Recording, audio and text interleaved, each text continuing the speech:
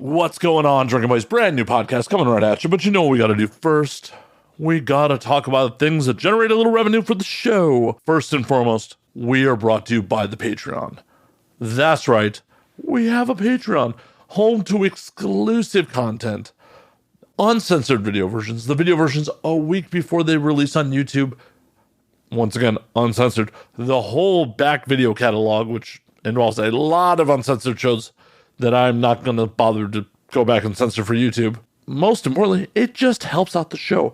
Every little bit helps. Hell, you can support this show for as little as 10 cents a day for $3 a month, less than a cost of a beer. If you are enjoying the show, consider joining the Patreon. We are also brought to you by my Twitch stream, twitch.tv/MattEvanSlayer. Every Thursday night, if you're listening to this on Thursday, Thursday is community game night. We do social deduction games. The community hangs out. Join the Discord. Come hang. It'll be a lot of fun. Once again, at twitch.tv/MattEvanSlayer. Last but not least, the thing you can do to help the show the most. First, tell your friends. Just tell people about the show. Share posts. Spread the word. Let people know the show exists. The hardest thing about podcasting is standing out from all the other shows, just letting people know the show even exists. So just tell your friends. It's really that easy. The other way you can support the show that costs absolutely nothing is go to youtube.com/nowwedrink. Subscribe. Help with the algorithm goodness. My guests this week are the hosts of the Kinky Cocktail Hour podcast, Master Saffer and Lady Petra. This is a kink-heavy episode. They get into a pretty deep dive about their kinky lifestyle and how they found each other, how they escaped vanilla marriages, and just got all up in that kink life. If you want an education on kink, this is the episode for you. So, sit back, relax, pop a cold one, and enjoy, drinking buddies.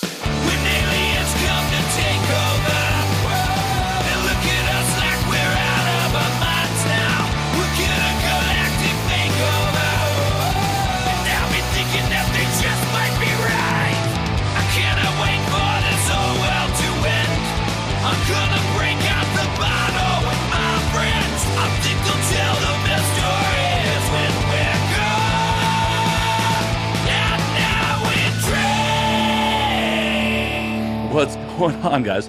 So we're literally doing podcast to podcast here. We are going from I was just Jesus, I've been drinking and I can't talk. That's always a good way to start a podcast.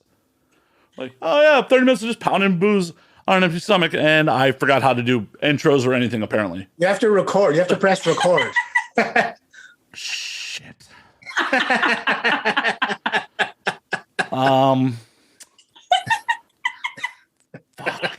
I love you. So take two. No, thankfully we are recording. We are that much I remembered. It's at the end of it. Well, I remembered to actually save the file. Oh, nice, nice. That's important too. So you are recording because I didn't see the recording button come up. Oh no, who uses Zoom's internal recording? Yes, of course. Yes. Right. Zoom's internal recording is for the folks that want to know about podcasting. Zoom's internal recording is absolute garbage. It's at like sub HD rates. It's not even like, it's barely SD. And the sample rate is completely subpar. So I am actually recording your guys' audio through my mixing board directly to SD.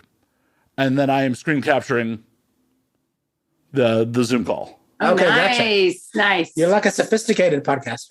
I may have done this once or twice. You've got skills. And actually, when it comes to being in post, what will happen is it will go from, at least on my end, we're currently in gallery view. It will go between speaker view, but I hate Zoom's internal speaker view because it will often not bounce over when people start talking. Right. So I'm actually capturing my feed individually on another device and will bounce between our two views. Oh, Interesting. that's great. If anyone was curious on how and Now We Drink gets made on a remote show. That's awesome. First and foremost, I will start off with thank you for having me on your show, guys. That was great. Actually, Thank you. We're happy to have you on. Yeah, for sure. Please, everyone who's listening, go check out the Kinky Cocktail Hour, where you get to hear me get real political, which I don't often do on here. Yeah, no, we have a pretty extensive library. We've been doing it for about going on 3 years. And we're crazy because we pod almost every day. Yeah. So we have like almost 600 episodes of great conversations with kinksters, with each other, with sex workers, with political figures, with, public figures. It's been a really amazing journey, actually. Yeah. Yeah. That's fucking awesome. Like, I don't understand how you guys have the bandwidth to do this almost every day. Like, I've been doing this 6 years, and like, I'll often record multiple times over the course of a week, but I'm only releasing, like, keeping up with the post end of it. Yeah. Yeah. Put it out like more than once a week is just like, no. I need to have a life. I need to like not just be, though I do edit for other people. I need to like step away from my computer occasionally. Yes, please. Yeah. Yeah. I drive a desk. That's what happens. Sadly, I mostly do too, but I need to step away from it every once in a while. Like, I need to go get drunk with people in real life. Yeah. Yeah. We just drink together. See, that's life goals. That's life goals right there. Eventually, I will find someone who will put up with my bullshit long enough to want to like live and drink with me. For sure. There is somebody for you. Yeah. For sure. That's definitely something worth pursuing. There have definitely been multiple somebodies for me, and I'm a crazy person who's probably pushed them away. But Hey. That happens. It does. Multiple times throughout my life. It's documented. Yeah. Documented. Going through my my time hop is like, oh yeah, that was a messy breakup. Shit. Oh, that was all my fault. Oh shit. Do you notice how like in all your messy breakups, there's one common denominator? Like for anyone, yeah. It's you. Yeah. Well, and it's one of those things where they like say like the definition of insanity is doing the same thing over and over again, expecting different results. But it's technically not the same thing over and over again because it's different people, it's different variables. Yeah, so you can technically definitely not insane. Yeah. Some people may disagree with you about me being insane or not, but please don't pull my exes. Please don't. How long have you two been together, by the way? Wow. Yeah, we're coming up on 4 years. Yeah. We both come out of long, unfulfilling marriages, and we decided that we needed to create something new and different. So we did what we call create a relationship. We just created out of nothing. We're like hardcore kinksters. Yeah, really. And we had to find each other. That was the first step. But once we found each other, then we had to get with creating a relationship. So we spent probably about 6 months or so just talking about... Before we met. Even before we met, yeah. But just talking about what it is we were interested in creating. Mm-hmm. And then we met, and then it still took several months before we actually got together and actually took on a kink relationship, which the way we did that was she put herself forward to be claimed. Mm-hmm. I'm a dom, she's a sub to me. And I claimed her as my submissive. Mm-hmm. And then after about a month or so, 2 months, we moved in together. And then about a year later, I collared her. Mm-hmm. To collar her, it actually took her divorce getting complete. I wasn't willing, and we weren't willing to take on a new commitment before an old commitment was resolved. We wanted to get complete. And so that was important for us, but we did. We got complete. She got complete, and we took on being collared, which is a whole new experience. And now we're coming up on 3 years collared. That's wild that you guys collared and did a podcast about the same time. That is serious commitment right there. Yeah. Well, we were like scening and having a cocktail after a scene. Every day. And debriefing, because a responsible kinkster debriefs after a scene. And we started having these really deep conversations, and they were evolutionary for our own journey. And just for our own sake of memory, we thought we should record this.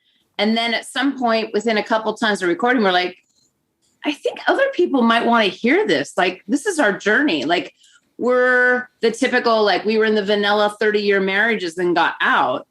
And now we're doing this. And this is our journey. And it just evolved from there. Yeah, our conversations were really in the world of relationship, because we had failed relationships, and we were experts at failed relationship. Experts. So good at it. Yeah, I feel most people are. Most people are. Yeah, and so we both realized that we needed to be responsible for creating something new. And so a lot of our conversations were about how do you create a relationship that works? How do you create a relationship where joy is present? How do you create a relationship where there's connection, relatedness, intimacy? Like, how do you do that, right? So a lot of our conversations were around that. And because we are both lifelong coaches, we sort of talked about it from a coaching perspective. And that led to us creating the relationship context that we have. And that led to us creating coaching context. That led to us building the podcast. And so it all just kind of flows together. What's happened is the podcast has become a tool for us to demystify kink and sexuality. Right, for sure. Because what we've spent the last 4 years doing is demystifying kink and sexuality for ourselves, and we're into like all kinds of interesting aspects of kink that really we were not present to before we started. Right. This journey that we're on has brought us to experience, what other people call sacred sexuality, which is quite remarkable. Yeah, it's really evolved to a point where as a sexual creature, I could have never predicted I would be in touch with myself in such a way. For example, when we first met, I knew that my basis was service. I enjoy that part. I always have. It's not that I try to get kudos for it. It really, I've done it since I was like 3 in my grandmother's kitchen, like cleaning things up and stuff. So it was like in my nature. And so I wanted someone who appreciated that and valued that, as well as was sex forward. And so initially I thought, well, I'll be a sub. And I went to FetLife, of course, and started searching because I didn't know anything about, I was doing lots of kinky things. Unlike, he'll tell you his perspective of his marriage, but my marriage, I was having sex every single day for 30 years. I mean, like multiple times a day. I was being used, but I was disengaged, disassociated. It was abusive. It was not something I chose. So on now, when I come to this part, I'm choosing a partner and I'm engaged. And so then I was like, well, I think I'm a sub. Well, then as you start to search for your partner online, you realize I'm competitive. I'm going to win the sub game. And so, well, shit, subs aren't good enough. I need to be a slave. I have to win at this, right? So I remember coming to him after we read profiles and we were taken with one another that I think I'm a slave. Well, he made some interesting comments during that time about, pretty dramatic comments about slave type things. And one was like, well, then I could just cut off your fingers or something like that. And I was like, well, wait a minute. And then I had even not as dramatic as that. I was thinking to myself, this master could make me a piece of furniture for the rest of my life. Like he could choose that I'm a footstool and that I need to be the best footstool ever, but that is the rest of my life. Or I may never sleep in a bed again. I may be on a blanket on the floor and that's where I am, or in a cage or something like that. And although for intermittent periods, those things are attractive at times, depending on the context, I had to really think about that. And then I knew there was something resonating in me that was stirring like, no. And so I was fighting that. So I remember being really up in arms, like, well, I should be a slave because I'm winning this game of slave and sub and I'm the best, Come to find out that I was looking for a chosen one who I could gift everything of my submission to, but to everyone else, I'm a dominant. So I'm a switch. I'm definitely not a slave. I have agency. I like to have agency. And I love to show my love in a way to my chosen one, but then that's it. Everyone else is a submissive or someone that wants my dominance. And so that's how I play it now. Yeah. And that was a new discovery that came out of the podcast, actually. It came out of the conversations that we were having. She discovered herself as a demi-sapiosexual, which, was like a new combination of words to her. Like she hadn't heard those before. Yeah. Right? I always thought it was weird. Yeah. Can you define that for the audience? Because they may be like, what does that mean? Well, so like if you're walking down the street, I always felt odd. Girlfriends and I would walk in, we'd see, and we're teenagers, so we'd see a young boy. And I could tell that the boy that we're all Googling at is attractive in some way, whatever that is, whatever his attributes are. I can see attractiveness, but that didn't stir me inside at any level. And then if he opened his mouth, God help him, because usually when they open their mouths, they're dumber than shit. And so then I'm like, no, because I'm also a sapiosexual. So for sapiosexual, I love intelligence. I love witty conversation. I'm attracted by that. Someone who can keep up with the conversation. And then demi-sapiosexuals, I have to have an emotional connection to someone to feel the sexuality desire. And so that takes time. So I'm not the one that's in a bar and I look across the room and I see, it's not that I don't notice that the person's attractive or even hear a conversation and say they sound attractive. It's that it takes so much more to get my attention. And I always thought I was weird because I thought, what's wrong with me? Why am I not having the hots over these guys? Like, these girls are drooling. Why am I not? And now I understand that I'm a very small segment of the population, but then my love is really intense. So then it's really good. Yeah, I'm going to say it's more like fire hose love. Is that why you guys needed like 15 minutes before we got between podcasts? That's right. Yes. Well, and that's awesome. And then, like, that's awesome that you understand and know that. Like, right. More people need to like more understand themselves. And like, I feel like a lot of people conform to social norms because their peer group is doing whatever. Right. Mm-hmm. Mm-hmm. More people need to like understand and like, oh no, this is what I'm into. This is like, I'm not going to just do things because of peer pressure, societal norms, whatever. Like, people need to pursue their own fucking happiness and be honest about it. Be authentic. Yeah. Yeah, exactly. Yeah. No, we literally did a bunch of work on this, right? Like, we worked on ourselves. Like, we did a deep inquiry into our own motivations to discover what it was we were looking for in our sexuality and in relationship.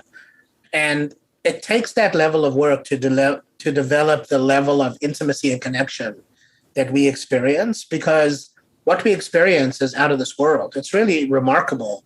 Like, I can't begin to describe how we connect energetically in a way that satisfies what we're experiencing, because the words don't actually exist.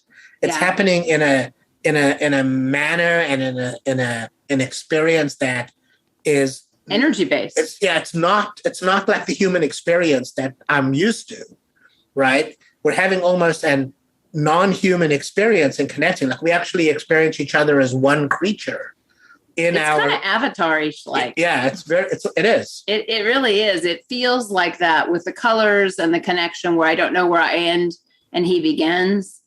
And that when we're in that deep space, and really kink is an access point for us, because I get to go super subspace and he gets to go big dom space. And we're like mirror neurons. We mirror each other on both ends of the spectrum and pull each other deeper to a point where, I'm speaking in tongues and, I think I could do my safe words, but what I trust is, as the dominant, he told me way early on, he doesn't break his toys. And so I trust that 100%. So I let myself dive deep and then, see where it takes us. Yeah, it's pretty cool. That's fucking amazing. Like, the level of trust that you two have to have, which is like the bedrock of any fucking real relationship, is trust. For sure. Yeah. Yeah. Like, no, for sure. Like, we like to say that our kink is really communication. It has to be. Right. Like, we actually communicate very deeply and very consistently. Outcome, I don't know how else to describe it. The outcome of that level of communication is that we're able to actually be present, not just in our sex, which is important, but in everything. Like, it carries over into like appreciating. You hear people say you should stop and smell the roses. We actually do that. We actually stop and smell the roses, right? I mean, it's being present in the way we prepare and eat food, or the way we prepare and drink cocktails. Or the way we like set up to have kinky sex. It's like being present requires that you can actually let go of everything else, literally everything else, so that you can actually be with each other in a way that Finish the bottle. Yeah. In a way that actually leads to changes in perception. We like to say that new actions lead to unexpected outcomes. And we've taken a bunch of new actions in our sexuality that have led to outcomes that are completely unpredictable and very interesting and super cool. Like super cool. Like I'm having energetic orgasms throughout our sexual scenes, which might last, before regular physical orgasms. Yeah, but which might last like a couple hours, right? Like I might have total body like expressions of energetic orgasm and repeatedly, and that might happen over and over again over a 2-hour period before I finally have an ejaculation that comes from my fucking toes. Well, shit. I am doing everything in life wrong, apparently. Fuck. I don't think I could ever describe an orgasm like that in my whole fucking... God damn. Well, we couldn't either, though. Yeah. In our past, we couldn't either. That's the thing, is that this has been a discovery of complete trust and immersion in the vulnerability. Like during our process, we were potting and we were talking about vulnerability because we were vulnerable, right? Look at what we're up to. We're so vulnerable. And then there was like some couple weeks later or something, and where I was sitting on the couch in the living room and I was like, I just had an epiphany. I recognized I have not been vulnerable. Like I thought I was, I said I was. And in this moment, I recognized, I got clarity on I wasn't vulnerable. And we had a conversation about that. About being vulnerable. Yes. And that new action, that new conversation led to changes that have led us to where we are now, that is where you can just let go in the moment, completely let go, and your partner is there. Matt, people describe this conversation as a conversation about sacred sexuality, right? But people have different access points to it. So like people who engage in tantric sex, that's an access point. People who engage in yoga, that's an access point. People who engage in meditation, that's an access point. Like Buddhist meditation, they're trying to achieve a nirvana, like a connection to a larger universe, right? And kink is an access point. Kink is an access point because one of the things that happens in kink is you can't do it if you're not present. You just can't. You actually have to be present. You can do it if you're role playing and in the moment role playing through it. But I think the difference for us, because you've role played before. I have, yeah. Before we met. We are immersed. It's 24/7. It doesn't turn off. Like people ask us, don't you get tired? Don't you need a break? Don't you need a break from your kink? And I think, wow, no. It's 24/7. It's our life. This is how we live our life. It's like, do you need a break from breathing? Right, yeah, exactly. And so because we're in it, it doesn't stop. And then we have morphed into this access that is remarkable. We've run out of words. We've literally run out of words. It's come down to colors now. Right. That's fucking amazing. That is something that like people should aspire to. Fuck. I would if I heard someone talking like this, I would. So we thought about it, right? We thought about how do we give people access to this? And so we set about creating, because we're both, coaches, lifelong coaches, we set about creating a coaching pathway to get access to this. And we developed a coaching system called Task a Day. We give you a task every day, but it's not like a physical task necessarily. It might be like a writing task, or it might be a reading task, or it might be a doing task. But we give you a task every day, and then we ask you a bunch of questions about that task to give you access to your own clarity. Right? Because like we aren't there to tell you what we see and then, we've decided you're this. That's not it. It really comes from your self-discovery of yourself. Yeah. And then once you discover yourself, we're helping a couple people right now online. Then it's about framing themselves in a way to find their ideal partner. Not a partner that you think, well, if I act a certain way, they'll stay around. And as long as I don't act my normal way, they'll stay around. No. As you are presently now, being you, which is 100% perfect, there's a partner for you in that situation. Yeah. Well, and that's one of those things where like a lot of things fall apart at like the 90-day mark because people can't be inauthentic. Right. Well, that beyond people 90 are days. pretending in that early phase. It's like, I'm not my best self. My underwear's never on the floor and I'm always made up and whatever, right? Well, But and that's this is not why, reality. in my later, my current adult life, I'm on dating sites and I'm 100% on Front Street about all of it. Like, oh, here are clips from the podcast. Here's me hanging out with porn stars. Like, I am not going to change for you, stranger. Sure. Right. If you're not into this, see yourself out. But Right. there is someone into that. That's the thing. Literally, when I was searching, I had already been engaged with an online dominant when I was just trying to figure out, who am I? Like, this is how weird it is, how my internal language just drove me in a certain direction. I didn't go to Tinder. I didn't go to any of the dating sites at any level. Where did I go? To Kinky live chat rooms. And I went to free ones because I wasn't going to pay for the shit, looking for other people that were in that mode to talk to. Now, who knows why I did that, but I did it and ended up being in an online dynamic for like a year and a half-ish. And then it got to a point where I was like, okay, this has all been fun, but I need real, which was huge clarity for me because I was like, I need real. So then when I went hunting for him, and it was I'm very anal. So I started at A and looked in the area we are in because we live in Seattle. And, if they had a dick pic, automatic no. And, and it's not that I don't like pictures of dicks. That's not it at all.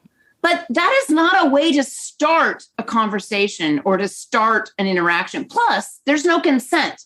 When you have a dick pic as your profile, you didn't ask my consent to see that. I wholeheartedly agree. Hell, it's full on a crime in some places now. Right. Thank God. Correct. So they already lost the boat. And so then I'd go through and then I'd find people. I was looking for dominance, obviously. And I'd read. And if they put nothing into their profile, I was like, loser.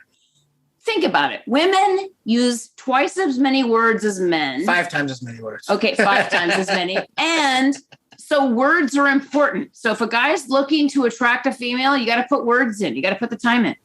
And so I would sort, and I went all the way up to F, I think, which is hundreds of people. Probably thousands, really. And I literally was like, oh, this is so, it was after day like 5 or 6 straight for like hours and hours on end. I was like, this is ridiculous. I'll start at Z. I went backwards and Z's weird. Forget it. People with Z profile names are weird. And anyway, X is weird. Oh, well, X I can only imagine is like the dredge of fucking. Yeah. Because everyone's like. The people that pick those, come on, they think it's a choice. But anyway, I skipped ahead, got to U, T, finally got to S. Luckily, he was SA because I was literally like, this is bullshit. I'm really running out of tolerance for this. I'll just be single forever. And I read his about. Now you have to get like the about that I had posted on FetLife was after a prolonged inquiry into what I was looking for. So very specific. So it was very specific. It was very detailed. Like it talked a lot about not just who I am, but who I'm seeking, and not just who you are, but what you're seeking and who we are and how we could be together. And who we are together. And it spoke about the things that are of importance to me, my inquiry about kink and food and drink and travel and exploration and, sexuality, and the fact that I'm a dominant and the fact that I'm seeking a submissive to collar. And masochist. And not just a submissive, but a masochist, right? Which I didn't know I was. Yeah. But the point is, it was written in a way that when she read it, it occurred to her as if it was written to her. That's the thing. I read it and it stopped me in my tracks. I was like, what? Yeah. And then I read it like 5, 6, 7 more times. And it still gave me the same reaction. I was like, oh my God, I got to meet this person. Well, I had only read the about it. I didn't know anything. So then I started to go through his perviness pictures and his videos and realized, oh, he's engaged with a sub. Oh, fuck. But then I thought, no loss, because this was so impactful. I'm going to reach out to him because maybe he can direct me to someone of his kind, his ilk, because that spoke to me. And that started the first conversation. Yeah. And so it's amazing. Yeah. So the point is that she was seeking based on an inquiry that she had done about what she needed and wanted in life. She had done a bunch of work around that, right? And I had created a seeking post based on really understanding what I needed and wanted out of like a partner in my life. And so we had both done a bunch of work in relationship to seeking for the relationship we were after. And when we discovered that connection, it was really instantaneous. Like it really didn't take more than just a conversation to realize like we needed to take this further, right? And when we met in person, she said like, yeah, I just made that. I made the decision right there on the spot. Like right when he walked to the room, I was like, before he spoke, I was like, oh my God, because a true dominant exudes dominance without having to be pretending to be dominant. Yeah. Yeah. You don't have to pretend. You don't have to put on airs. They just are. And I was like, oh my God, that's what I've been searching for my whole life. I didn't know. Oh, it took the air out of the room. And I was like, oh my God. And for me to not have experienced attraction in that way my whole life, feeling like I'm weird, yet, we've talked about for months and months, we've been talking. So I, as a demisexual, I've built that part. And then all of a sudden he walks in. I'm like, yes, I'm in. I'm like, here I am. I'm in. And it was just amazing. It was amazing. Yeah, it was amazing. It was amazing. And what's been really amazing beyond that is just as we've spent time together, we're so aligned in so many ways. It's crazy. We don't have a lot of work to do to get aligned. Like we're just aligned, right? And so we've been able to really put our attention on building relationship. And even though we did a bunch of work to get there, once we connected, it still took doing a bunch of work to actually build that, what we call created relationship. We actually had to, make a whole lot of agreements with each other about how we were going to proceed because we're in a 24/7 total power exchange. That means we're always in our dynamic, always. Hell yeah. I have so many questions. Okay, good. First and foremost, how long did it take you two to hook up the first time?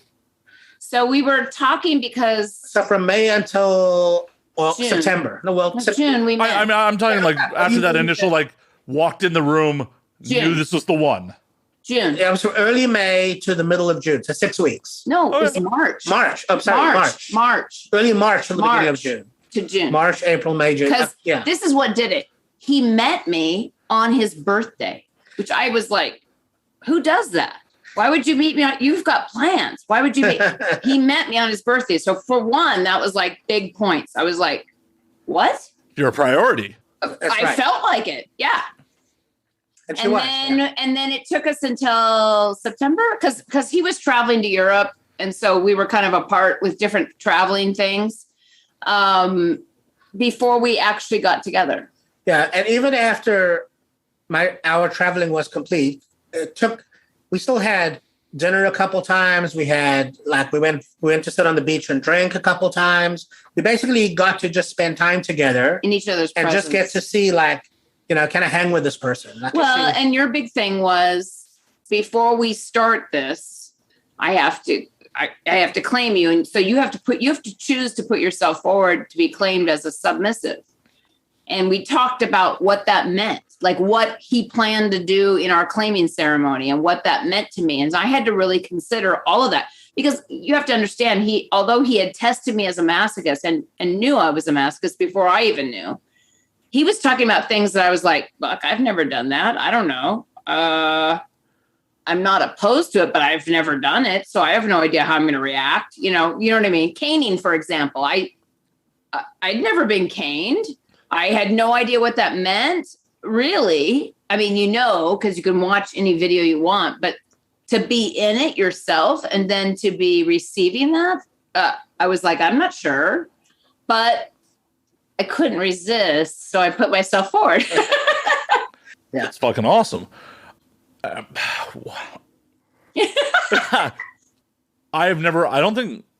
have been involved with, in the grand scheme of things, like as we talked about on your show, I'm not much of a kinkster myself, but adjacent to kinksters, and Sure. I don't think I've ever heard the word claiming ceremony before. What the hell goes into that? Oh, you got to tell. Okay, so, my view, before we became sexually related, and because she was new to kink, even though she had done a bunch of kinky things through her life, she'd never been in a kink dynamic. Yeah. Right? And she was coming out of a vanilla marriage, and she wanted to be a submissive. And from my view, as a dominant, that only way that can occur is if you put yourself forward to be my submissive, which I consider claiming. I was going to claim her as my submissive. So in the kink parlance, that would mean she was under my protection. She's my play partner. She belongs to me. She doesn't get to do, like, you don't get as another kinkster to take her on without my permission, right? So I'm going to claim her as my possession. Property. For the purpose of this dynamic. And, she had to give consideration to that. So we believe that people make decisions, which is based on their inner story about what they decide they want to do versus choices, which is after consideration. So there were a few things we wanted to get out of the way. She needed to separate from her marriage. She needed to really understand at a really deep level what it meant to be a submissive of a dominant masochist. She needed to understand that. And then she had to use her own free will to put herself forward into that dynamic. It couldn't occur because I persuaded her. Well, and with what you just said laid out there, because this wouldn't have happened unless I did it. I immediately told my ex that this is it, we're done. Now, granted, it wasn't his talking to me. I had known for years, 10 years before, and then it became really heightened the last 2 years of my marriage that it was so abusive. I was literally just hanging on basically for my adult children to graduate. I needed them to get to adulthood. I felt obligated to raise my children till they got to be adults themselves. But then I was like, I have to save myself at this point. So that was a huge deal because it was an abusive marriage. So to tell someone in that situation meant that I was living in an abusive situation, even more heightened than before, to make that choice. So I had to be clear on what I was doing. You can tell I was clear because I did it, right? And then couldn't have been easy. No, it was, I had to do it twice because he didn't get it the first time. Because a domineering person, a narcissist, can't understand that you would ever leave them. And so when I told him it was over, he didn't believe it. So it took 2 times. But then he tested me as a masochist, which I think at the time I didn't know what was going on. I was just being obedient. But explain your little story. So she was concerned about submitting to me because he's a sadist. I'm a sadist, right? She was concerned about that. She didn't have context for what that implied. Well, you mentioned earlier, you talked about potentially chopping off fingers. That's something that you may have a little concern about. I need those. That actually came later. But yes. But the point is this. That as a dominant sadist, in order for me to engage with her sexually, for me to be satisfied in my kink, I required that the submissive that I took on as a dominant was also a masochist, right? So she didn't know, am I a masochist or not? She was concerned about that. I said, well, how about we do a little test? I have an idea. So what I did was I had her do a task for me where I was actually testing her obedience, her discipline, and her tendency to be a masochist. Those 3 things were all built into the task. So what I had her do was buy a piece of ginger and scrape it up, peel it and scrape it up so it was really juicy, and then stick it in her ass and masturbate. So she for 30 minutes. Yeah, so she had to masturbate 3 times, and then she had to meditate with it for the balance of the 30 minutes. And come to orgasm with it. Yeah. So she had to literally have 3 orgasms with ginger in her ass. Which is called figging. Yeah. And if anyone's done figging, it is probably the most intense thing someone can do. It's like it's putting like red hot chili oil in your asshole, basically. I mean, it never stops burning. Wait a minute, it's still burning right now? Jeez. Yeah.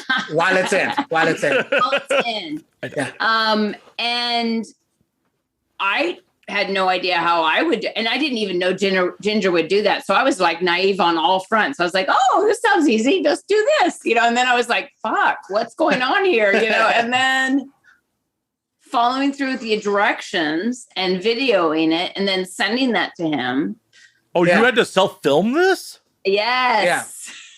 Yeah. She had to present. Okay. So imagine this. I had to self-film this in a discreet way while my family is around everywhere. So I'm hiding in the motorhome on all fours doing this while people are, where's mom? And got to go find mom. You can hear them yelling outside. Like, is she in the garden or is she where, and I'm like, fuck, I'm trying, and I'm naked, so it was a commitment to a self-discovery for myself. Yes, he gave me directions, but I really feel at the moment I was committed to like, who am I? I've been in this trapped marriage this whole time. And this is the first time I'm actually experimenting with myself. Like, who am I? What you're describing right there has to be such an adrenaline rush too. Oh, yeah. With just everyone around you like, oh, I could get discovered. And then I have to explain this to my fucking children. Yeah. And my, narcissistic husband. Yeah, narcissistic husband who, in his mind, is still my partner. Right. Well, and why? And someone might say, "Well, then you're a terrible parent." But there's a point in. I met my ex when I was 20. He was my first, and that's all I had. So the abuse was all I had the whole 30 years.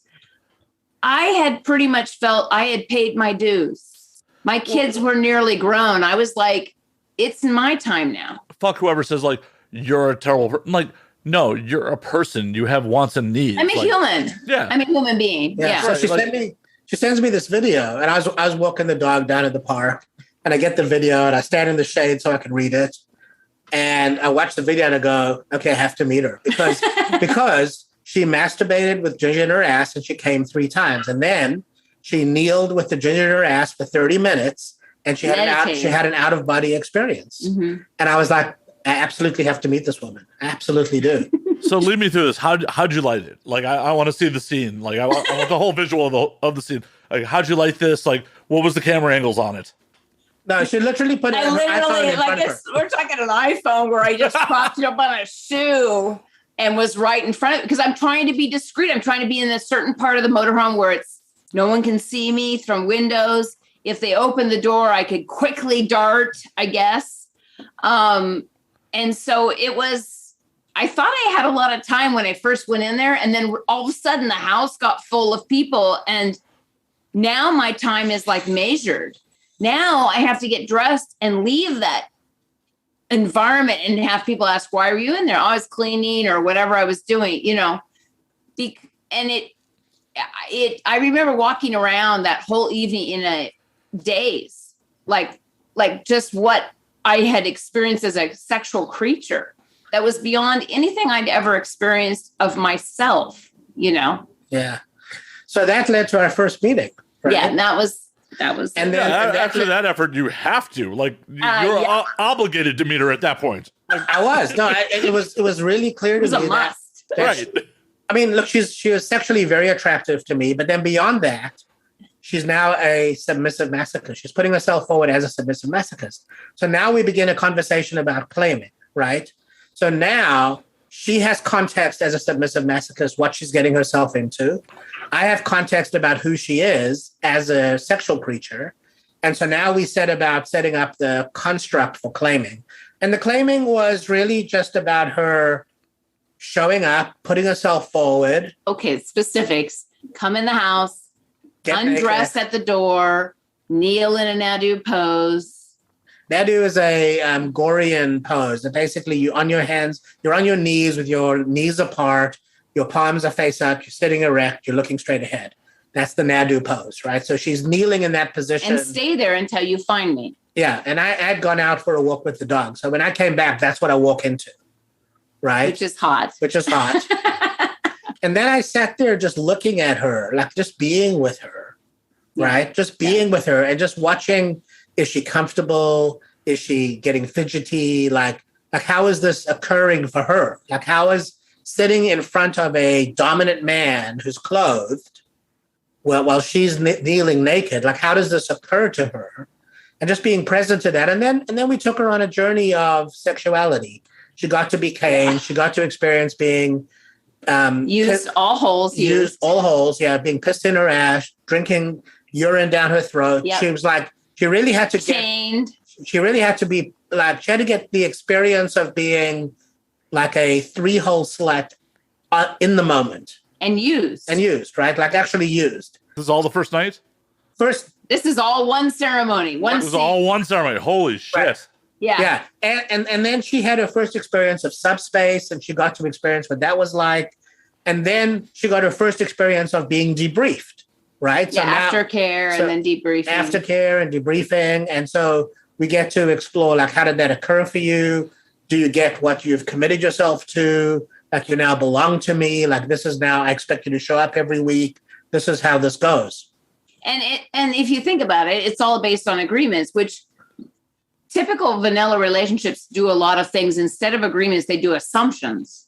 And then people get torqued because the assumptions for one person has and the other person has are not the same. So then they get torqued on one another because, well, I thought you knew I wanted you to show up at this time or whatever. You know the simpleness of. There's a lot of things that people are just, for whatever reason, have social hangups on talking about.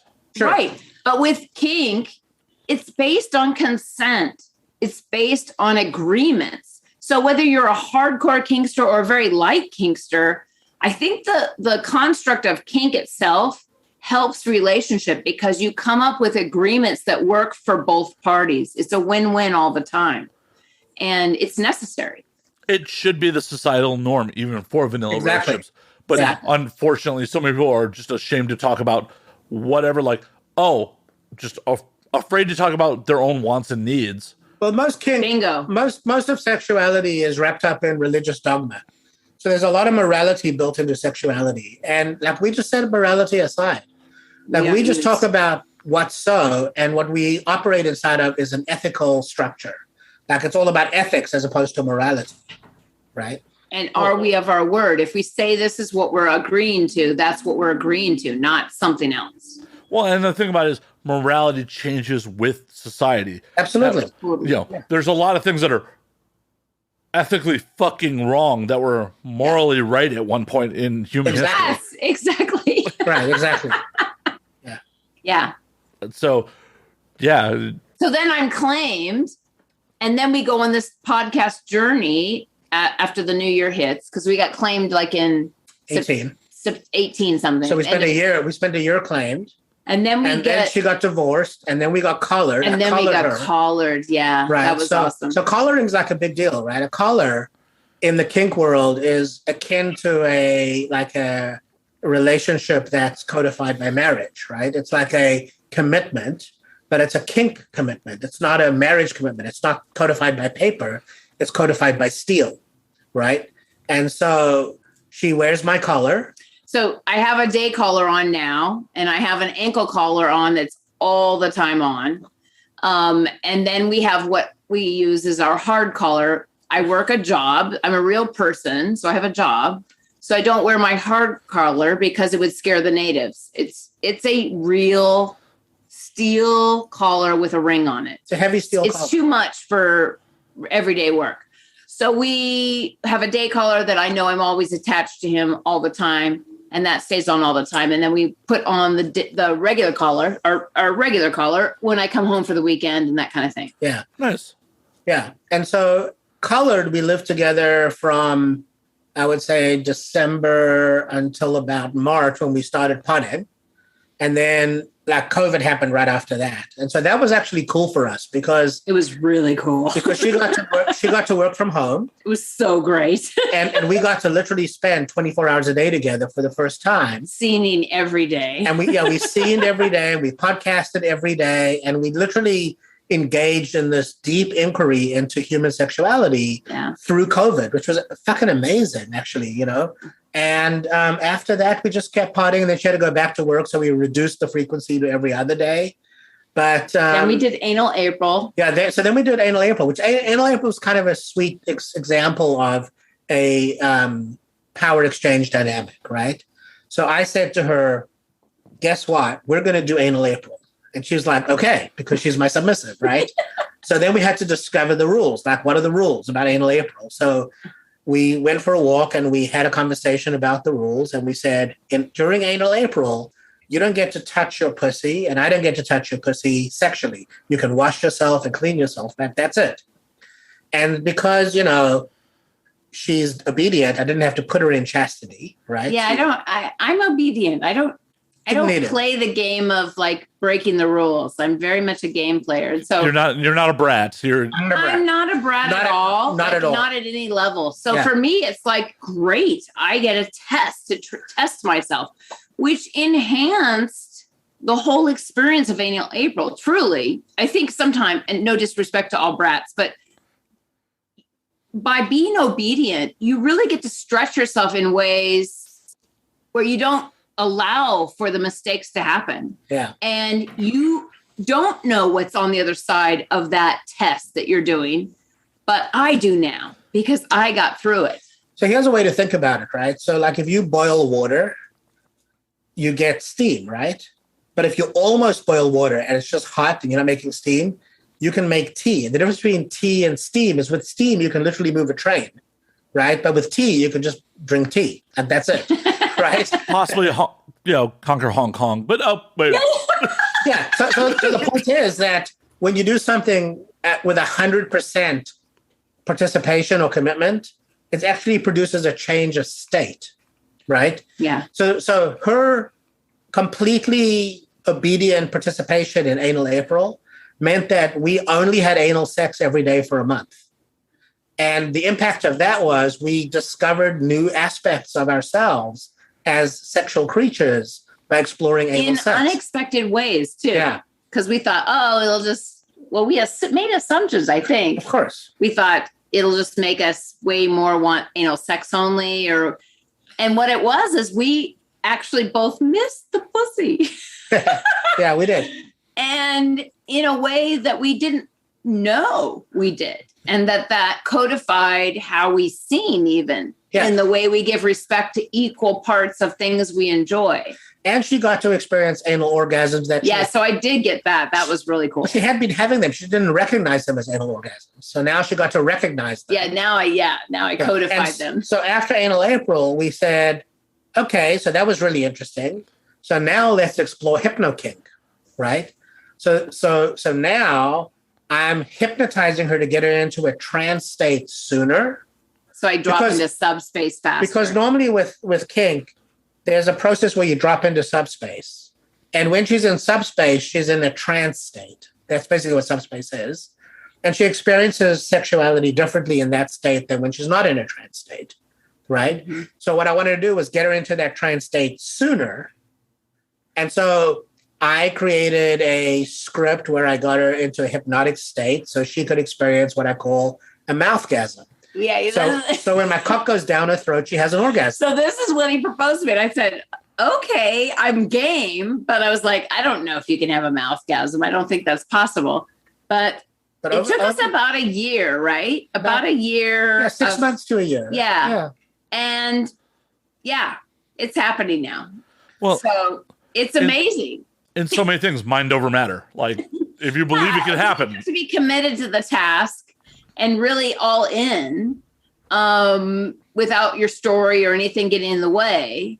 But we've created a situation where like we have this recipe for scenes right now that is just like, why change it? It's like fucking working. It's amazing. Yeah. So she starts a scene now with an orgasm with a cup down her throat. That's how she starts a scene. And then we stay in that trance state for however long the scene progresses. Yeah. And like us going back to what we talked about earlier, that's taken us into a new experience of energetic sexuality. It's quite remarkable. That fucking sounds amazing. Like, yeah. I feel like people fucking half your age would be killing to have your guys' sex life. We agree. I agree. I would have loved to have this earlier. we sort of half expect the world to come knocking on our door because we have the solution. And the thing is it does take work and persistence, but the idea is, I could go with another partner, let's say right now, and I'm not going to have this energetic experience. It's just not going to be there because the level of trust and vulnerability and the way we get deep into that isn't there with a new partner, let's say. We've done the work. So then we're like, oh God, how could we do anything different right now? Because this is like nirvana. Like we don't want to mess with it's not broken, But I mean, at this point, what we're looking for are new ways to extend the experience rather than ways to change it. Yeah. Right. And, for me, it's like, I'm a dude. I basically had the experience of like having sex till I ejaculated. That was my experience as a dude, right? Like, oh, I ejaculated. That success, was great. right? Like, Right. I ejaculated. I rolled over. I went to sleep. Success. Right. And so now my experience of a sexual experience is so much more evolved, right? So now I have like this energetic, orgasmic experience that is every bit an orgasm, but without an ejaculation that precedes, and it comes in waves, and it precedes over time the physical ejaculation, so that like I'm experiencing, how you talk about women experiencing multiple orgasms. Like, I'm experiencing that as a man. It's quite remarkable. So people amazing. want access to this. I'm also thankful that I don't have that because I would get nothing done in the day. Exactly. This is true. If you gave me the ability to have multiple orgasms very quickly, nothing would ever get done. There would never be another episode of this podcast. I would just be fucking coming all day. And here's the thing, like our world is so interesting right now because, remember I said at the beginning or earlier, I said that new actions lead to unexpected outcomes, right? So we started the podcast, and in that conversation, we ended up talking to a professional dominatrix in England, and she was talking about ball busting. She was doing like this whole conversation around kicking guys in the balls. And so I asked her, well, do you have any opportunity to give pleasure to your clients? And she said, yeah, but not in the way you used to. So I use this thing called a slub. And what I do is I give them orgasms that are so intense that I don't let go. And I said, okay, say more about that. Well, what that led to was a discovery of a new German male masturbation toy called the slub. And so I reached out to the manufacturer. I said, do you want to come on the pod? He goes, well, I don't speak English, but I don't have distribution in America. Would you guys like to distribute the slub? So now we're distributing the first male masturbation sex toy called slub. Which is amazing. Pretty amazing. Yeah. Most go ahead. Sorry. The dominant that we were talking to, she said she could only get one of her subs up to 4. It goes up to what? 6. Yeah. But most people, even with erectile dysfunction, ejaculate off of 1 or 2. Yeah. So you know how you're familiar with the Hitachi, right? Of course. So the Hitachi vibrates at 6,000 RPMs. The slub vibrates up to 18,000 RPMs. On a penis. On a penis. And this will actually alter your experience of sexuality. Because I'm a dude, I've got a cock, and I've never had an experience like this, right?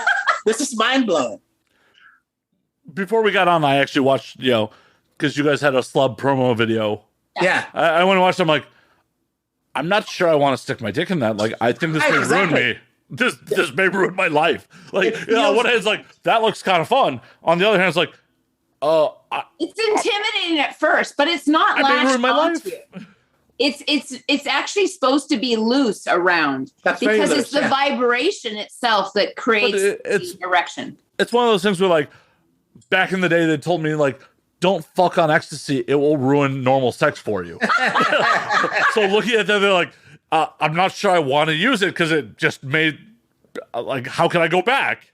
Well, you know what it is? It's like men don't have an experience of vibration the way women do. They just don't. Yeah. Women have had the rabbit and the Hitachi and the stick vibrator and the pencil vibrator. They've had like motor bunnies. They've had like all sorts of vibrational sexual experiences through the course of years. Men just haven't. Like the best men have had is a sort of a sleeve that they fit over themselves. Fleshlight. And yeah, the fucking fleshlight, like, which I've never actually personally used a fleshlight, but Jesus Christ, if the forums are to be believed, they're pretty good. Right.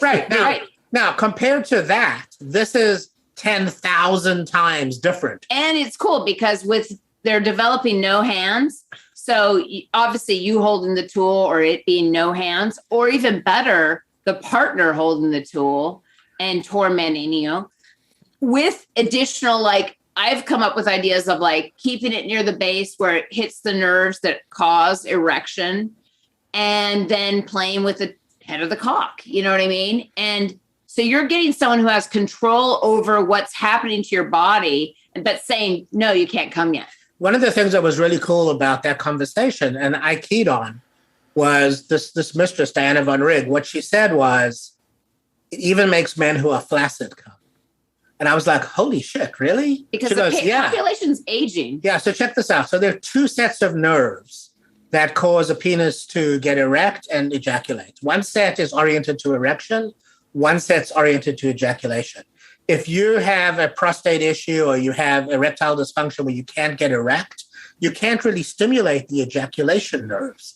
Well, what this machine does, it's so fucking powerful that it actually can reach and stimulate those ejaculation nerves. So it can actually cause you, the ejaculation nerves live under the head of your penis, whereas the erection nerves live near the base of your penis. So if you just go up and down your penis with this thing every once in a while, stopping near the head, you know, it takes minutes before you ejaculate. Yeah. I mean, you can't last. You won't last. But it actually is remarkable. It's the first real male experience with vibration. And possibly sign me up. Sign you up, exactly. slub-usa.com. I was led to believe there's an affiliate program I could sign up for. There is. Yes, you would be good for that. Yeah, you'd be a good affiliate. Yeah, for sure. Oh, my God. A way to make money and people make orgasms? Sign me up. I'm totally down. Seriously. So listen, we're all getting older. That's not going to change. Yeah, here's a statistic for you, right? Yeah. So erectile dysfunction is age related. So, you know, even happens with men in their 20s and 30s, but by age 40% of men have erectile dysfunction. At age 50, it's 50%. At age 60, 60%. At age 70, it's 70% of men. And the medical team does not consider it something deemed worth curing. Well, let's just be clear about that. There's a specific disorder in erectile dysfunction called ejaculation dysfunction. And the medical community has found that it's untreatable. So it's not that they don't think it's worth curing. They just have no idea how to set about it. Yeah. This might actually solve that problem. I don't know. As long as I can still get it up and pleasure a partner, I'm okay. The moment my dick just doesn't want to get up anymore, I may swallow a bullet. I don't know. No, actually, what you'll want is to have an ejaculation. Well, I mean, I would want to have an ejaculation. Yeah, and now you can. At the end of the day, like, at the point where it's just like, oh, you're gorgeous, I just can't get an erection for you. I'm not sure life's worth living at that point. Well, you know. That's the thing, though. I don't mean to, be dark and trigger anyone. Sorry. One of the things that was amazing, because he gets it up, but the idea was when we played with it on him, and I really focused on the base, I was like in the middle of it going, oh my God, I've never seen your cock get the girth that it has right now. I've never seen that. And let's be honest, women, we like girth. We like girth. Okay. A long pointy pencil penis, it just stabs you in the uterus over and over again. It doesn't feel good.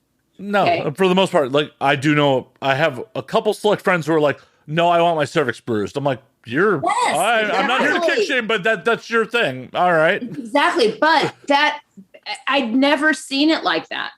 Yeah, it's very effective. And I was like, oh my God, what the potential of this with your girth like that. And then someone messing with the head. I mean, this is amazing. Yeah. So that was like an example of how new actions lead to unexpected outcomes. Hell yeah. Have you gotten a bunch of reviews from other slub users who are like, just fucking killing it? Yeah, we've definitely had reviews from individuals, but we've had a couple published reviews. We had one by Mel Magazine, and I just heard from a podcaster named Dirk Hooper, who's actually a fetish artist.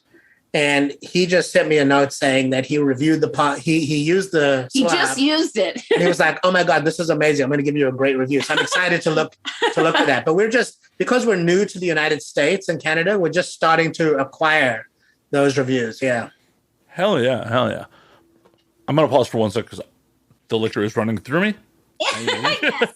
And in unusual fashion, I actually had to piss in the middle of a podcast, which rarely fucking happens. Normally, I'm able to hold it down for the whole fucking show. But to be fair, we did another podcast before this, and I was drinking on that. Yes, exactly. So I had to break the seal, folks. Hopefully, I don't have to do it again. You have adult children at this point. Like, do they know about your lifestyle? Like both of us do. You both have adult children. They're aware of that we're kinksters. Yes. They are aware of that. I don't know the details. Yeah. But, I don't know the details of their sex lives either. So yeah, that seems fair. Yeah. Well, it seems fair, but is that something that, like, we as a society should more embrace, like, talking about? I think we should. I do. I think we should. I think we can learn a lot from each other, but we just tend not to be in that fashion. Yeah, I think, there's still a lot of morality and judgment and assessment that takes place in young adults. Like when I was 25, 30, like I fucking knew everything, Same. And it's not really like our kids can understand what we're up to because they're busy judging and assessing what we're up to, not really investigating it. But as they grow older, we've created a podcast that they're going to like stumble on and listen to and learn. And so we're not embarrassed about what we're up to. No. We actually believe what we're up to is way healthier than anything we've ever done.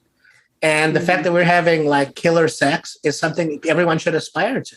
100%. And it's one of those things where, like, honestly, I think we're at a point in society where we should, if you have adult children, have more frank and open conversations with them. Because I remember as a kid or, as a young adult, my father being like, oh, watching porn's okay, but masturbating to it, that's not right. Yeah. Like, then why are we watching this? Yeah, why watch it? Right. I'm here for bad acting and watching people fuck to not get off. Like, no shade to anyone I know that acts in porn. No disrespect. But I mean, really, that's what it is. Yeah. Right. But that was his generation. And it's just like, as society. But that's morality. Right. I had a conversation with I have 3 boys and a daughter, and one of my sons, the most judgmental of them. I had a conversation with him about kink. And he said, so you just get off on beating women? Like, are you sick? And I said, no, that's not how it is. There's a whole thing called consent, and we're all about consent. And there's nothing I do with any person that I am involved with. This was before I met Lady Petra. There's nothing I do with any person I'm involved with that doesn't involve her absolute consent. Like none. Like nothing. Like I do with her what she wants to have done to her, So and there's always safe words. If it's too much or they want to stop, then we stop. Yeah. So in kink, there's safe words like, the way kinksters communicate when they're in trouble is with what we call a safe word. And if Lady Petra were to say yellow or red, that would change what was happening. Absolutely. Because I have to honor her safe words because she has to trust me. But think about this. If you're just doing pickup sex and you've got, maybe your female has got more of an aggressive pickup guy, there aren't safe words. There's no, right? And if no doesn't stop the person, then it becomes rape, right? But I mean, that's the whole thing. There's so many parts of kink in the way you have pre-conversations before you even engage in any sexuality that creates a clear picture for one another, allows for the trust and the vulnerability to take place because you're clear. Now, there are people that break that. I get it. There's just bad actors everywhere. But that's part of the screening process. You have to, as an individual, figure out your own screening process. And obviously, you can tell what we did, even we relate to it now, is in the beginning when we were first talking, we were getting related, and it was a courting, if you will, to not that I was opposed to go jump in bed. I wanted to do that. But I also wanted something that was going to last. Like, I didn't want to jump in bed and then find out, well, if these 5 things he has about him I really hate, this is not going to go forward. I wanted it to make sure that this is something I want to invest my time in, because my time is important to me. Yeah. So, kink is a conversation about sexuality, and it lives in the world of consent. And so she has to agree. Now, we live in a 24/7 total power exchange. Our consent happened up front. So what she told me were what we call her hard limits, right? So she said, these are things I'm just not willing to do. And I was like, fair enough. That works for me because I don't like those things either, right? If you don't mind me asking, what are the hard limits? So children, scat, animals. Blood, like excessive blood. I don't want to just be bloody. Guns, knives, animals. Knives. We've done some knife play, but that was when we were discovering whether I was a slave. But some people get really hardcore into knives. Oh yeah, no, I know some people that are really into edge play. Like, yeah, right. But animals, children, like none of that, right? Kidnapping, like rapes, kidnapping without my consent and rape scene, that kind of thing. But that's the thing. We have to talk about that so that we can create. And then, of course, even though we made those agreements in the beginning, he's a reasonable human. We have continued conversations. So like we said, our kink is communication. Yeah. So we talk about it before, we talk about it after. He doesn't surprise me with, here's a gangbang. This is going to happen tonight. Or you know what I'm saying? He's asking for consent. He's not asking for forgiveness after the fact. Right. Correct. And consent is important, even in a power exchange, because the whole point is I give my power. He's only dominant with my power if I give it to him. If I don't, then it's an assault. Right. You trust him, so you give. Like, if there was no trust, it wouldn't fucking work. And, right. Like, if he did things to violate your trust, that trust would evaporate. Yes. Right. And the thing is, you have to be present in kink because it's super intense. And you can't be present if you're thinking about, do I trust him? Yeah, you can't be doing that. Yeah. Can't be doing your laundry list in your head while you're... You've killed 2 bottles while we've been talking. I have a reputation to uphold. I don't know. I mean, to be fair to the audio audience, both bottles were opened before we started. It wasn't like I killed 2 bottles, like unwrapped, killed. Now. Yeah. Sorry, didn't mean to distract from the conversation. Oh, that's awesome. Yeah. So, we're getting into some of the nitty-gritty of how kink works, right? And basically it comes down to this. I need her to choose to put herself forward for my use on a day-to-day basis. And so on a day-to-day basis, I have to be responsible as her dominant to make sure that I give her what she needs and wants as a submissive. Now, there's a lot of conversation in the world of kink about topping from the bottom. That's not what we're doing here. That's not what this is. She's giving me her power. I tell her, go get ready to get used. She goes to get ready to get used. And then I use her the way that I choose to use her. Whatever that means. And inside of her hard limits, there's no limit, right? So it's a total power exchange inside of her hard limits. One of the things I think that was most transformative for us and me as a masochist was a couple things when we were doing high volume of impact play. We're talking hundreds and hundreds of... Well, let's just back up. So I realized early on in our relationship that she was in a really great mood after impact scenes. Yeah. And over the course of a few days, that mood dissipated. And by the end of the week, she was back to like thinking about her stories and like really needing to have another impact scene. Like it took like 7 days and then she needed another impact scene. What defines an impact scene? Like, because we may have a very vanilla audience out there that we need to define. Yeah, so for us, those impact scenes involved floggers, paddles, canes, right? She was getting basically marked. Like as her dominant, I want her marked as my property. So I would mark her with a cane. I would hit her with a cane, hard enough to leave a deep bruise on her ass, right? That's marking. Tiger stripes. Tiger stripes, right? So what would happen is after that scene, say on a Saturday, by Thursday, she's like starting to like wonder about like what she's up to and what we're up to. And she's thinking about her But we've been divorce. scening the whole time too. It's just that the impact itself hasn't been there at that high intensity. Yeah. So I postulated that what she really needed was a daily maintenance spanking. She needed to be spanked every day as maintenance, not because she was naughty, not because she was bad, not because she was being punished, not because she was being disciplined, just maintenance spanking. Like she needed, because you know what those impact scenes produce are a series of chemical changes in her, endorphins, prostaglandins, and so on. All these things that lead to her feeling like heady and you know, like she was an elite athlete, so she would get a runner's high, right? And then as an adult, she doesn't run that intensity, so she missed that. And what she discovered is that regular impact play gave her that same sense of a runner's high. Yeah. You get that same sort of endorphin experience. And so once we started to do that, then she discovered, because she was a distance runner, she discovered she needed not just some of it, but a lot of it. A lot. Yeah. So she would say to me, you know, we did 300 strokes that time, or we did 500 strokes that time, or how about we try 1,000 strokes, right? She's just chasing the dragon right there. Exactly. Yeah, exactly. And the thing is that, you know, that's become such a simple way to ground her, right? Yeah. She's now grounded with an impact scene. And we've incorporated it into our regular play. Which works for a sadist. Right?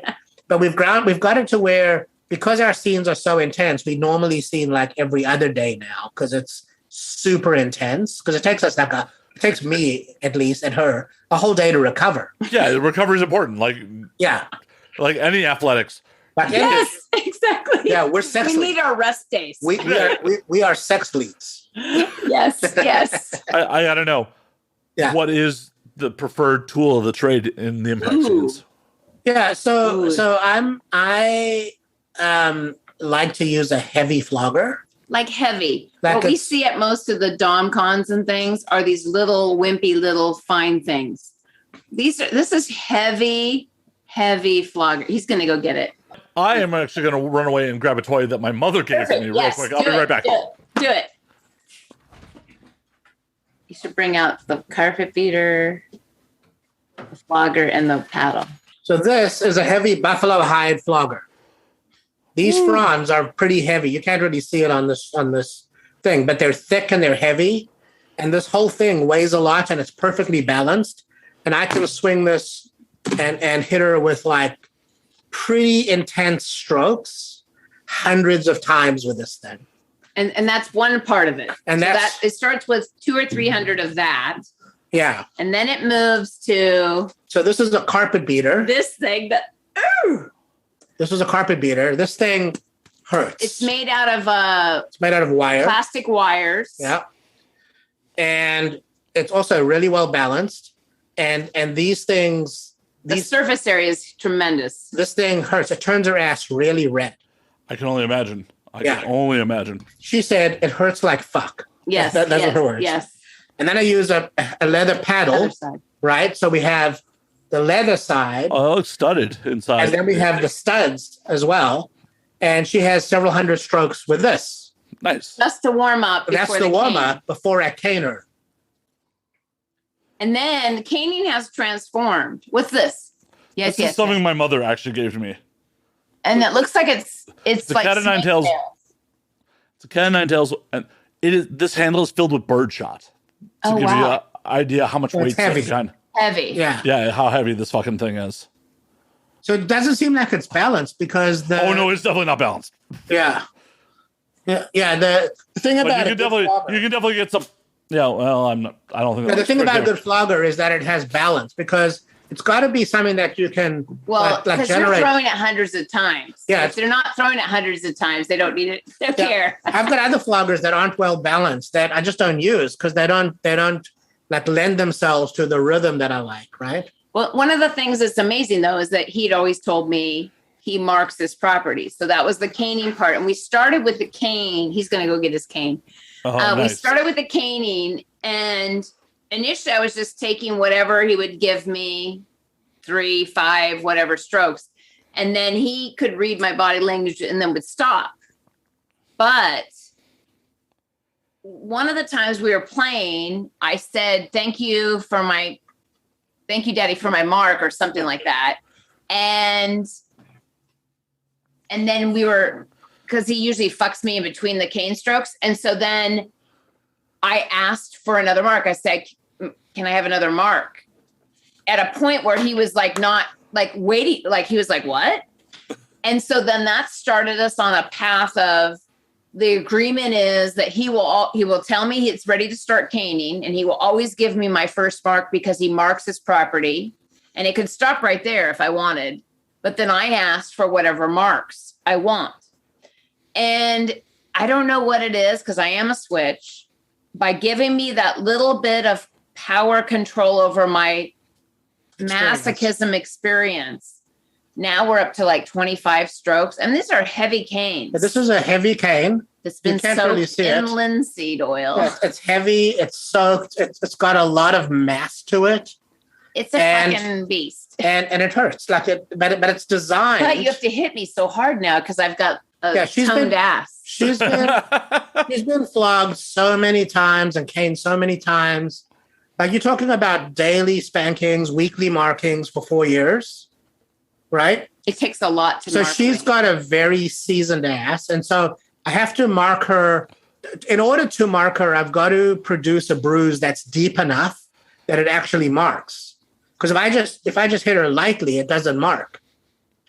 So it requires a heavy weighted cane to produce a mark in her.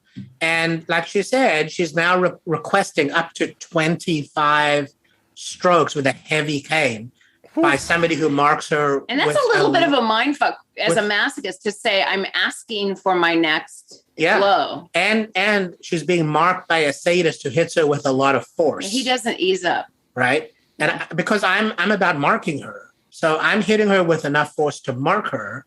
And so her ass is often torn up. But what's really remarkable is within a week, it's gone. What's the technique? Are you like putting your full hips into it? Like is it a full baseball swing or like? I don't know. I don't ever see it. Right, exactly. There's definitely I'm bent over, so I don't ever see it. There's definitely technique to marking, and it really has to do with the way the cane impacts the rear end or whatever the part is you're marking. You don't want the tip of the cane to be past it because you don't want the cane to bend and break. So you want the end of the cane to be on the tissue. But you're talking about developing. It's kind of like a golf swing, right? In a golf swing, your hands move from here to here. This is amazing. The club is moving from like here to there. It's moving hundreds of miles an hour by the time it gets there. So that's the same thing that's happening with a cane. So you have to, control the amount of force that you're generating because the tip of the cane is moving very fast. There's a lot of energy. So we think of these tools as ways for me to give her energy. Like they're actually, we call it energy play, right? It's not just impact play, but it's energy play. So I'm generating energy and I'm giving her my energy. And I keep doing that in a way that raises her ability to accept the energy.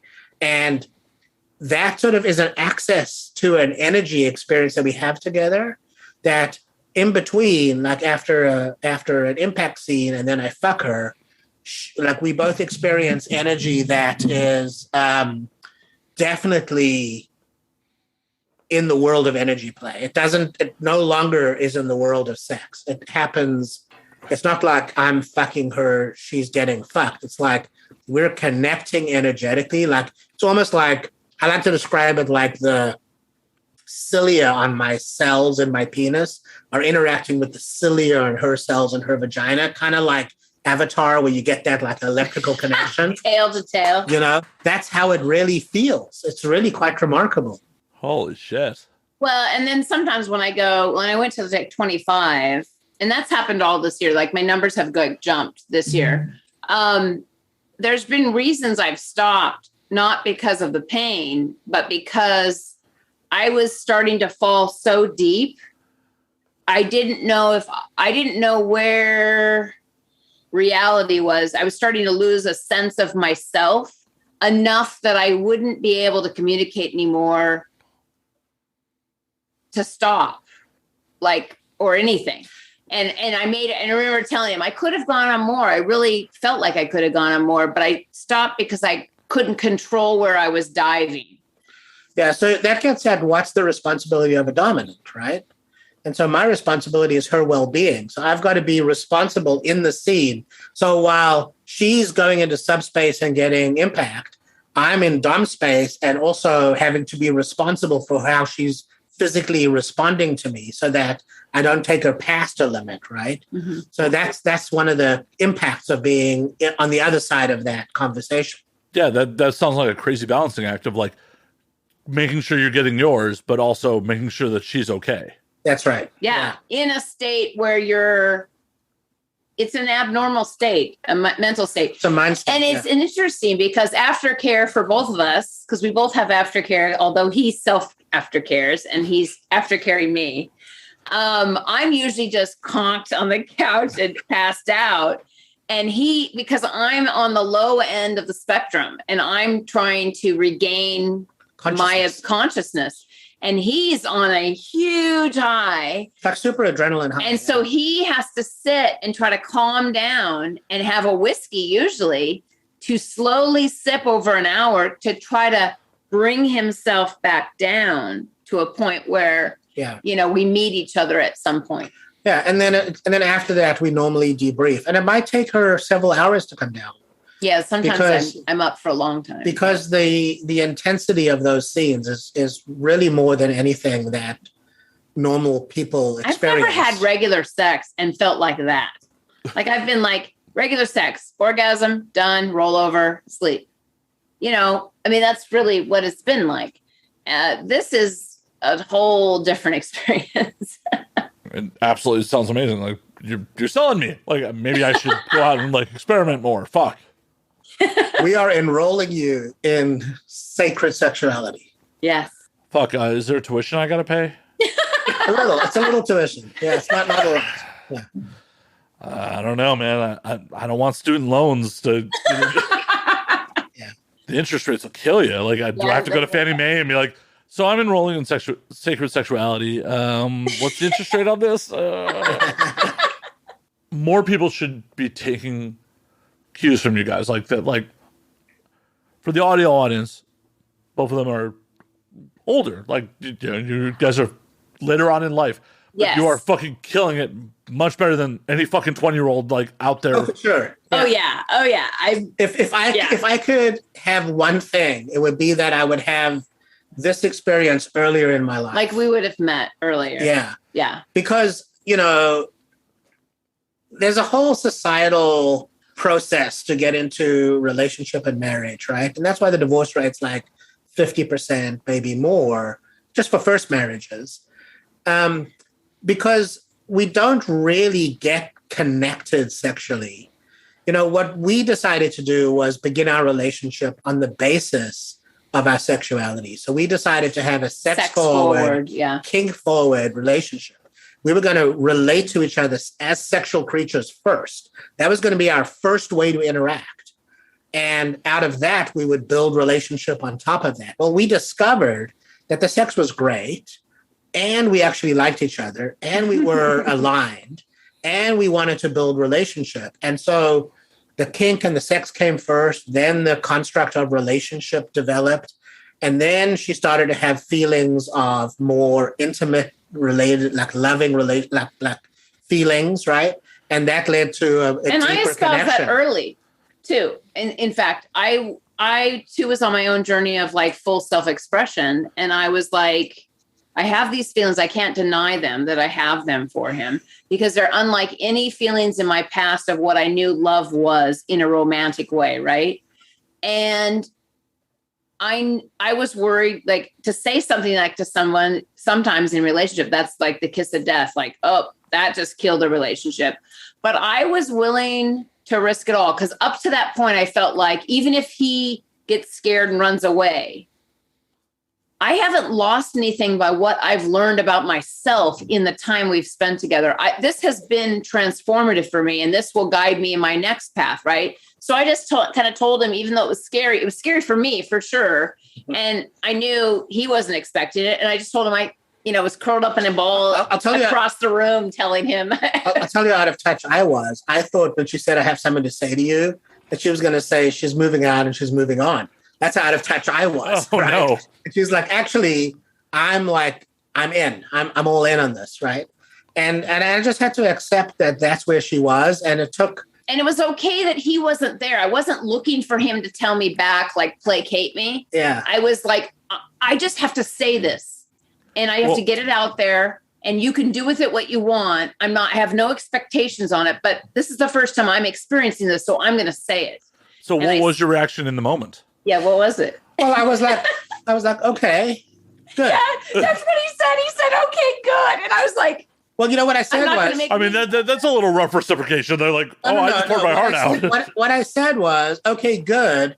You make my life better. This is okay. I can be with this. I'm going to be with this. Because, my own journey, Matt, was I was confronted by, I didn't think I was a lovable human being. Like, I didn't think that love was available to me, right? I was like... Even after a long marriage and children? Yeah. Wow. Like all of it, right? She's telling me, like, she loves me, and I'm like, okay. Let me tell you why you're wrong. Yeah.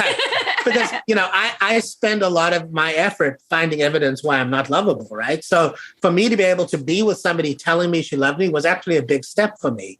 And did it scare you?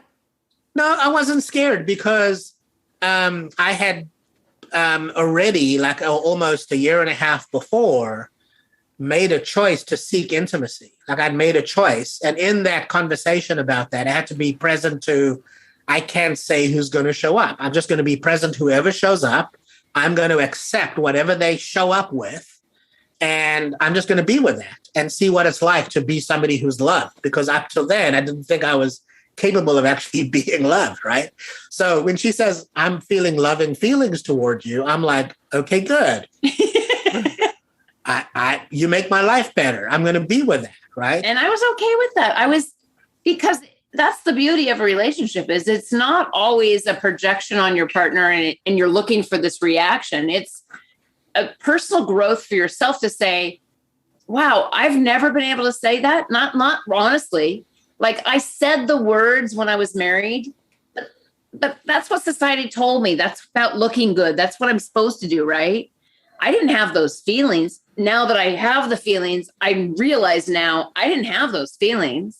I was just going through this looking good motion kind of thing of what's expected of me. And now I felt it was overwhelming. I was like, I'm going to pop if I don't say this. I have to say this. I cannot live with myself if I don't say this. Even if he can't accept it, it doesn't change how I feel. My feelings are real.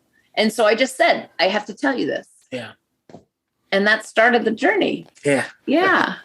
I'm assuming back beforehand, like when you said it before, you may have believed it at the time. And then in retrospect, been like, nope, that was not real. Well, I think it's more like this. I think we say, I love you to our spouse because we're expected to say, I love you to our spouse. Like, and the I love you is not an expression of love. It's a statement of the marriage, of greeting. It's like, hi, or goodbye, I love you. Like it doesn't actually carry the weight of love with it, right? This was different. This was a first experience for me of reflecting on this woman is actually expressing love for me. Like she has affinity, she has approval, she has connection, she has relatedness, she has, kindness, joy, happiness, generosity, all of that's coming at me like out of a fire hose. Which he right? Initially thought, this is just too weird. Like there's something going on here. This can't be this way. I can relate to that. I'm a whizzywug. It didn't change. Real love is supposed to be as chemically addictive as fucking cocaine. It is. Yes. No, it really is. It is. It's absolutely a drug. It is. Look, But, there's plenty of people I've said, I love you too. I definitely don't love them like cocaine. exactly. Yes. Right. Yes. No, this is different, and we, like, I'm on an inquiry about my journey in love, right? And I'm really present that what we have as a construct as sort of modern Western living creatures is what Disney portrays as love, right? Yeah. It's like this Cinderella. very, very Cinderella kind of experience. And that's not what it is. Love is a verb, right? It's an action word. And you have to be in the realm of being in action to show love, both on either side all the time. Well, and the key is this. Well, we were married, typical ceremonies and marriages and stuff, and the way people give you advice. It's like, you're coming together and making one. Which then creates the idea in people's head, just automatically a 50-50 partnership that we build this one thing. That's not, we've learned that is absolutely not true. That is not how you make a healthy relationship. How you make a healthy relationship is I am 100% responsible, regardless of what he does. I'm 100% responsible for the health and wellness of our dynamic in our relationship. And I am too. I'm 100% responsible. And over there he is. And that it isn't keeping track or score, which I did in my marriage. Look I did this for him. What is he doing? Where's the score? Are we keeping track? Are we lining up? The minute you're tit for tat for any interpersonal relationship, shit is fucked. It's contempt. Completely fucked, right. And yeah. So we believe that a relationship exists because we're 100% responsible and she's 0% responsible. And she believes she's 100% responsible and I'm 0% responsible. And so once we're each taking full responsibility for the relationship, it has a much higher probability of working, right? Because anytime I think I see something up, I get to talk about it. And anytime she thinks she sees something up, she gets to talk about it. And we don't have any rules about talking about it. We can talk about anything. Yeah. Right?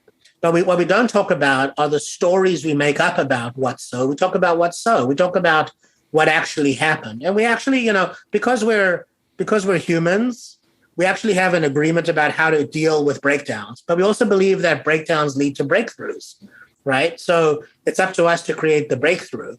And that all lives, like I keep saying, it's all communication. We live in a world of words.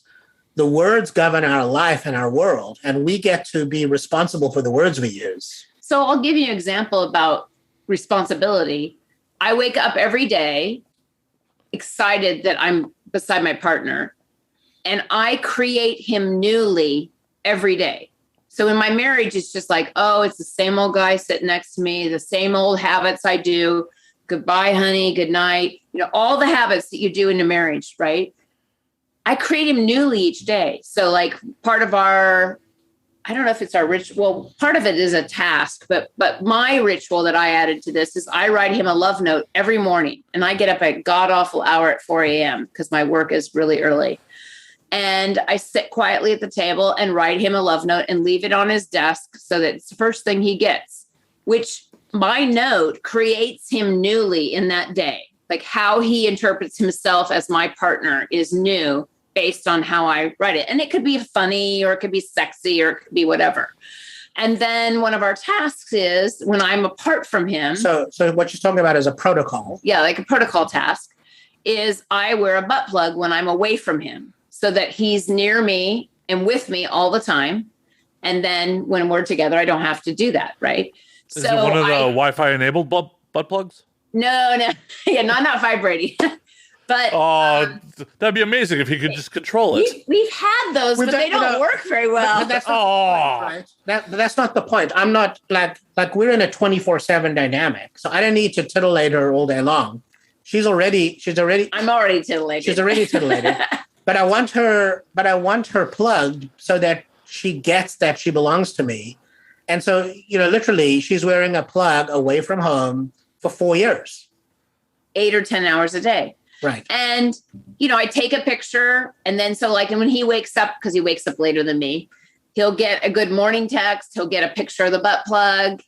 He'll later find his coffee is all prepared in the morning for him when he gets up. He has his note. But think about it. People think of this as all just service stuff, but the idea is I'm creating him in that day, making his day so seamless and joyful in our dynamic for both of us, creates ourselves newly each day. Yeah. Like we don't take each day for granted. It's not just another day. It's an actual another day for us to live fully into the day, like fill every moment of the day until we retire at night. I mean, that is a level of dedication. Fuck. Absolutely. But that's what it takes. We like to say that we use the day up, right? We use the entire day. Like at the end of the day, when we go to sleep, there hasn't been a moment in the day that we haven't been present to and used. It's not wasted time. Yeah. Ever. Because this is it. Time to waste. Matt, this is it, right? This is the entirety of it. I think based on our marriages and we're older and based on the time we, wane about sometimes that we lost, that we're now not willing to give up a moment to waste. Like every day has to be lived into fully. Well, I can only imagine, like, I'm making assumptions that you guys are a little bit older than me, but even in, I'm in my early 40s, the amount of people that I have lost over my lifetime is just like, it is a stark reminder, like, oh, we have finite time on this fucking planet. Absolutely. We're not getting off the dirt ball. No, this is it. There are no other its. This is the only it. This is the whole show. This is the whole show. This is it, baby. Yeah. So you might as well live fully. Like I say, we smell the roses. We enjoy the meals we make. We're very particular about the cocktails we drink. We're very particular about the sex we have. And we do it very intentionally, right? And we live our life intentionally. And it's I don't know. It's amazing. Yeah, it's hard to share with people because I don't know if they get it. But it's amazing. I wish there was a thing that like we could more hammer into young people. Because like in my 20s, I definitely felt like I was immortal. Like, sure. Oh, yeah. Yeah, I did too. I did too. I think that's just part of the human existence. Like late teens, early 20s, like, oh, I'm going to live forever. Like, no, motherfucker. When you get older, like people are just going to die around you. I'm like, oh, shit. I'm going to be one of those people at some point. At some point, people are going to be at my fucking funeral and be like, I remember when. Exactly. Yes. Yeah. Yes. Yeah. So we just want to make the most of it. Like I said to you the other day, I have maybe 20 or 30 good summers left. I know when he says it like that, that's scary. Right? But it's true. Like literally one of my friends just posted pictures of us from 20 years ago on Facebook. Like he's like, oh, he was cleaning out his dad's house and found pictures of us from like 20 years ago. I'm like, holy fuck, we're going to be dead soon. like as morbid as it is, but it means like I need to be in the fucking moment. I need to fucking embrace everything because this shit is finite and we need to be on it. I can tell you that she and I are now living our best lives in this second half of our life. Oh my God. We're living our best life. We've never had such a consistent experience of nirvana. Like we literally live in bliss. And nirvana, obviously in sex, it's obviously there. But I mean, if you just look at your life, us walking through a park together, holding hands, it's just like, I never experienced that in all my years of being married. He'd walk in front of me. I'd be tailing behind. There was a domineering situation going on all the time. I'm holding his hand and we'll stop. Oh, we got to take pictures of these flowers. These are amazing. And, it sounds goofy, but we're present. We're there. We're not talking about our laundry list or all the to-dos we have. If we're walking in a park, we're there. Bullshit 5-year plans.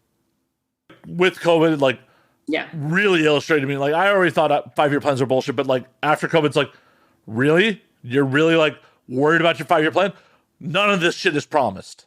Yeah, exactly. Promise. Yeah, like from 2020 to now, there are 1 million people in America that are dead. That means 1 million families lost somebody. That means there's, the fact is that all of this is temporary. We could get hit by a comet. We could get hit. Russia could launch a nuclear weapon. We could just be hit by a car walking across the street. Across the street. I know. Yeah. It's so fragile, human life. You only have right now. That's it. So live your best life right now, the most authentic way you are. And wow. I really wish we could hammer this home to younger people who are still in the I'm immortal so far. Like, yeah, you're not going to hammer it home to them. They It's have to hard discover because we're both, I taught in higher ed too. And the idea is until they get to about 25, their brains aren't even cooked yet. So they're not even rational in certain areas to take it all in. I agree. And hell, at I mean, 25, I still like was real fucking thing. being real reckless. So Yeah. it's wild to me, like, that so much maturity can happen in between like 25 and like mid 30s, like that 10-year span, like so much more you can learn out of life than you could in like the first 25 before that. It's for sure. Yeah. I mean, I feel like it's possibly a failure as people as parents, just like not really hammering that point home. It's hard though, because once you get past a certain age, you stop listening to your parents as the influence. And the reality is it's really up to you.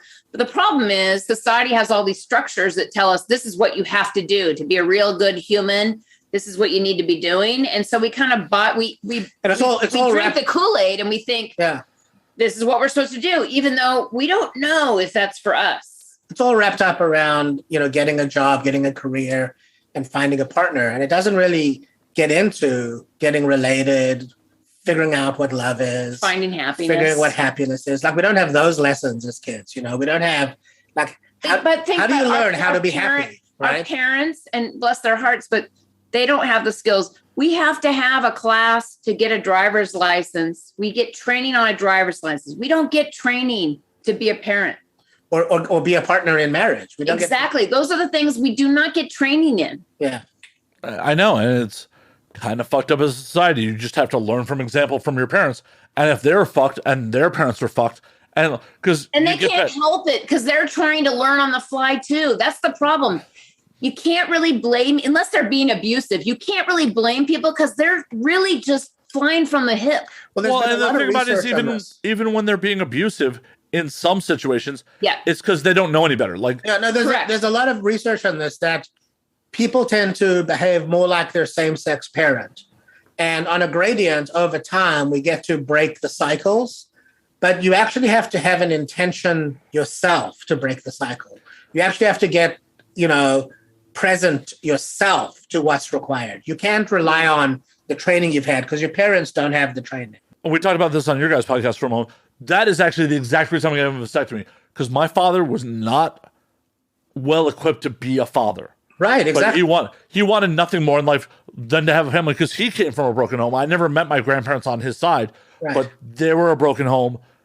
He wanted nothing more to have a family that loved him, and it turned out to be fucking super broken, and nobody came out of that unscathed.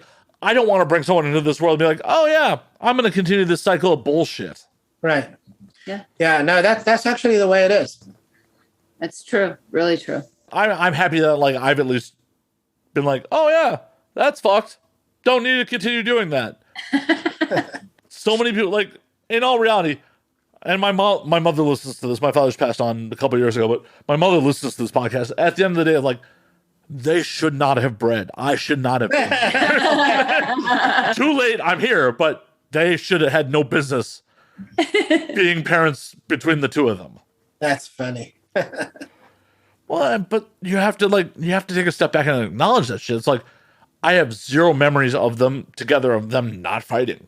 Yeah. And the idea of bringing someone into this world to oh, hey, this is going to be your existence, or ending up like my father, who did everything he could in his mind to do the right thing. He worked 2 jobs, so we lived in a middle class community. There was always food on the table, but Jesus Christ, he was a fucking miserable human being to accomplish that. That's something. Yeah. But that's we're trying to live into a story that we think we have to live into. And yet there are other families who live in poverty who are happy as fuck. Well, that's why we've had to break the cycle, right? That's why we decided to take on a new way of experiencing each other. We chose to build a relationship based on there's nothing wrong. Ever. And we're going to create each other. And that just, we're responsible for that. There's what's so, and there becomes sometimes a communication that we have to understand what so is. But there's really nothing wrong. We only, as humans, make things wrong in our heads. We just decide that they're wrong. Yeah. And also, doing the right thing doesn't necessarily mean actually doing the right thing. Yeah. How do you mean? Well, it's like society says you need to provide or do these things. It's not necessarily making that choice necessarily is the right thing. No, And that's not even that's just a made up thing by society. Yep. Society's just put that forth as an ideal. That's where kink is like so cool, right? Because we live in agreements. We actually make an agreement to live a certain way, and now we live. So we've shared with you quite, completely like what our life is like, right? We have protocols that guide our existence. We have ways of relating in a DS dynamic.